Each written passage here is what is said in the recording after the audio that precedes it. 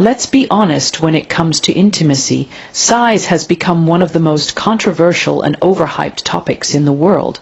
Some women say it matters, some say it doesn't, but why does this one question have the power to shake men's confidence and spark endless debates? Today, we're going to break down the psychology, the biology, and the hidden truths behind why society believes women love big size so much, and trust me, by the end of this, you'll see this topic in a completely different light.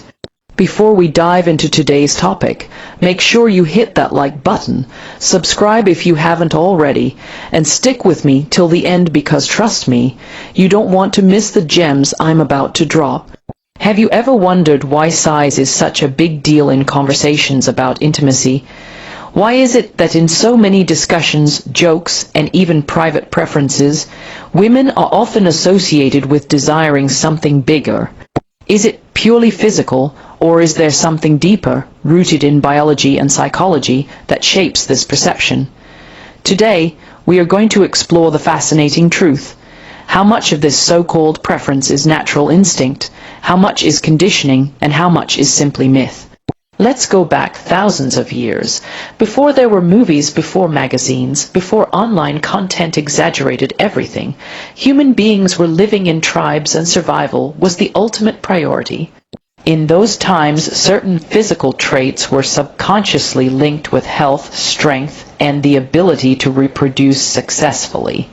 Just like broad shoulders or a deep voice could be seen as signals of strength and protection, some women may have associated larger size with vitality, fertility, and genetic fitness. It was never about pleasure alone, it was about survival and passing on stronger genes to the next generation. That's the evolutionary psychology behind this whole fascination. But here's the interesting twist. Science shows that when it comes to reproduction, size is actually not the key factor at all. Fertility, satisfaction, and emotional connection depend far more on other elements like sperm health, overall fitness, hormonal balance, and emotional compatibility. So why does this myth keep surviving through history? Because biology is only part of the story. The brain often translates certain visual or physical cues as symbols. Bigger size, in many women's subconscious, became a symbol of dominance, masculinity, and security, not necessarily a measure of actual physical pleasure. Think of it this way. In the same way that a luxury car doesn't necessarily drive better than a standard one, but still symbolizes wealth, success, and power, size works as a symbol. It represents something larger than itself. Women are not simply looking at biology. They are interpreting signals, and signals play a huge role in attraction. Another angle is psychology.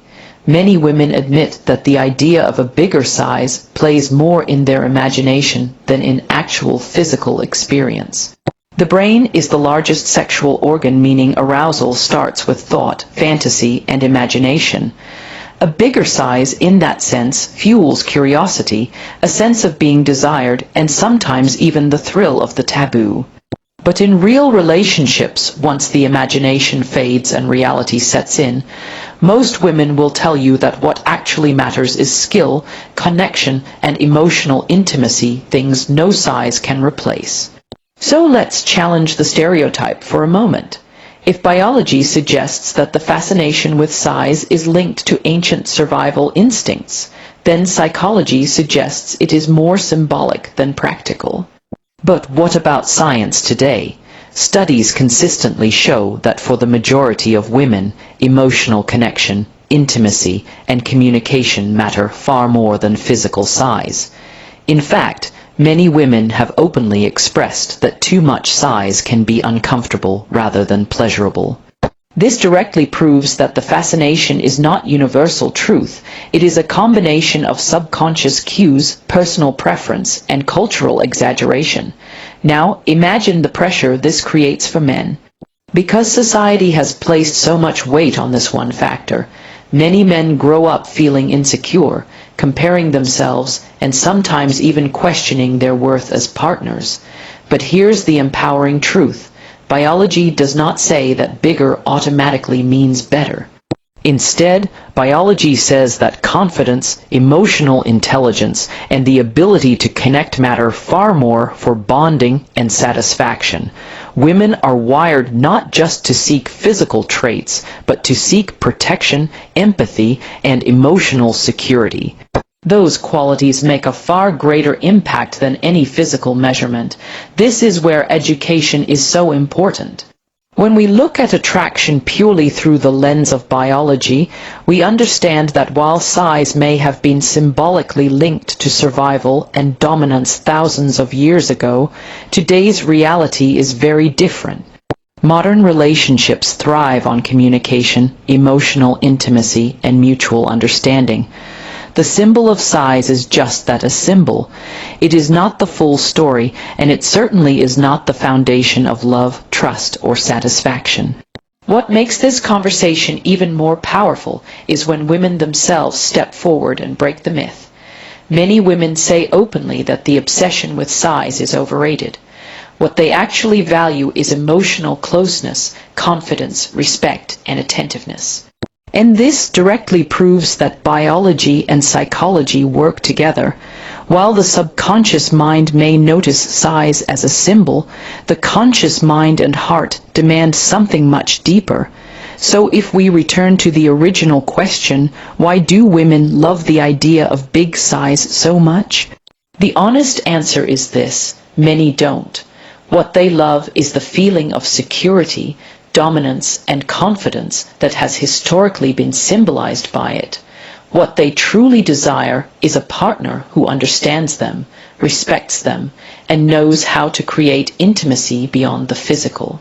That's where real satisfaction lies, and that's what lasts long after the initial fascination fades. And so, the next time this conversation comes up, remember this: biology gave us symbols, psychology gave us imagination, but true human connection goes far beyond either. In the end, what women actually love is not size itself, but the deeper experience that intimacy creates, and that is a truth powerful enough to silence every myth.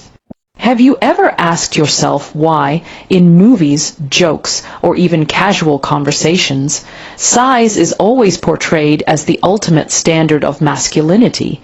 Why is it that across cultures and societies, the image of bigger is better has been so deeply planted into our minds? The truth is, this fascination didn't grow naturally from biology alone. It was carefully shaped, repeated, and reinforced by the media, by cultural narratives, and by social conditioning. From the very beginning of modern entertainment, storytelling has exaggerated physical traits as symbols of power. Heroes were shown as tall, strong, and dominant. Villains were often described as lacking or inadequate in some way. And somewhere along the way, size became one of those exaggerated markers of strength and superiority. When a culture constantly feeds you images of what the ideal man should look like, it creates a subconscious belief system that size equals value. Women absorb those narratives, men internalize them, and the cycle of myth continues. Let's take movies as an example.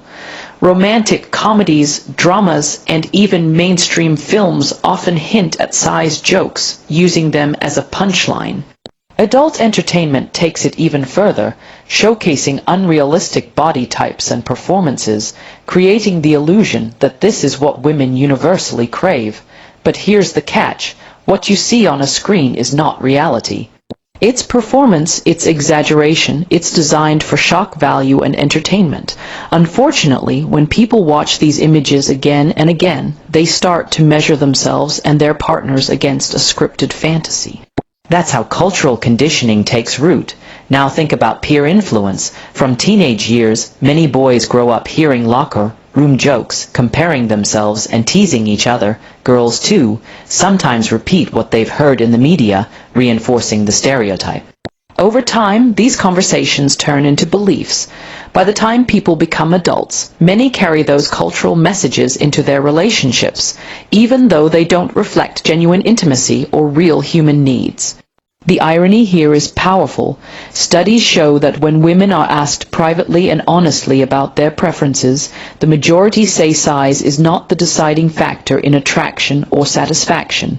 Yet publicly, the cultural narrative still glorifies the opposite. Why? Because culture thrives on exaggeration.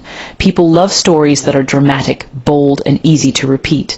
Saying it's not about size, it's about connection may be true, but it doesn't make a funny joke, a viral clip, or a dramatic headline.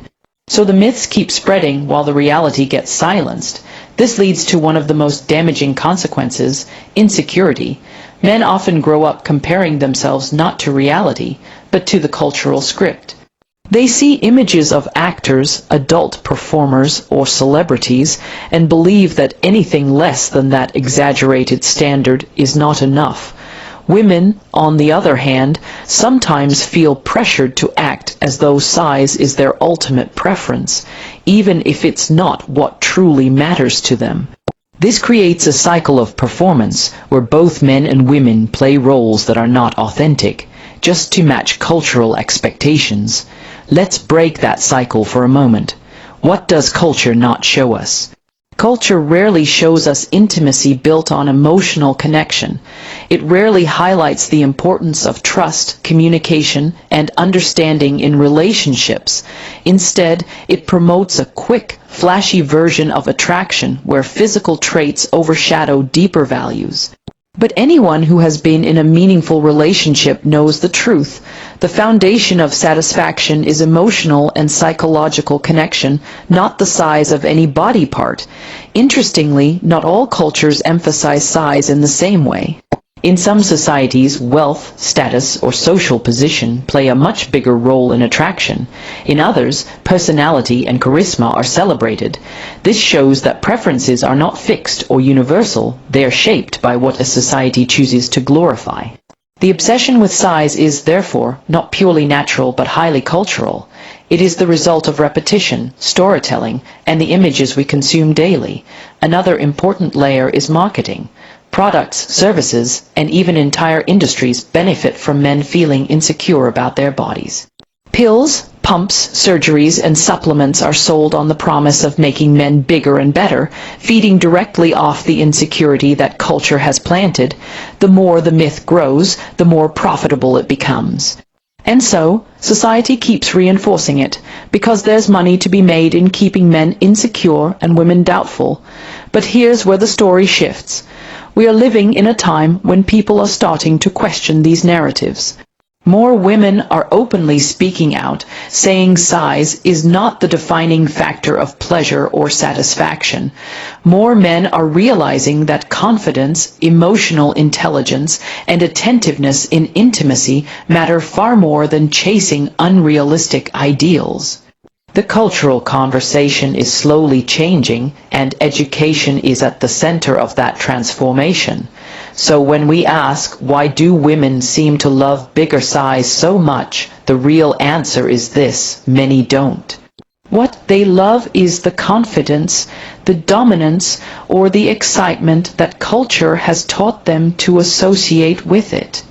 The media, entertainment, and social narratives have amplified that symbol.